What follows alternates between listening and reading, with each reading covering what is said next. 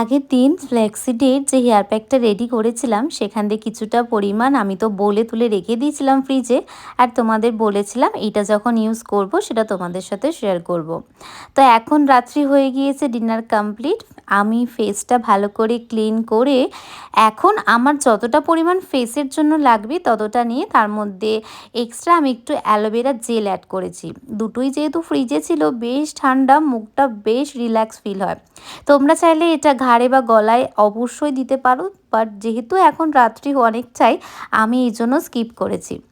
তারপরে একটু রাব করে 15 থেকে 20 মিনিট রেখে দিয়ে ঠান্ডা জল দিয়ে রাব করে ধুয়ে ফেলবে। কোনো রকম ফেস ওয়াশ ইউজ একদম করো না। যেহেতু চালের আটা তাই একটু স্টিকি স্টিকি ব্যাপারটা থাকবে, তবে যদি একটু বেশি করে জল দিয়ে রাব করে ধুয়ে নাও সেই ব্যাপারটা থাকে না। তারপরে সবাই যে যেরকম পছন্দের স্কিন কেয়ার করো, নাইটের ক্রিম বা সিরাম সেটা লাগিয়ে একটা লম্বা ঘুম।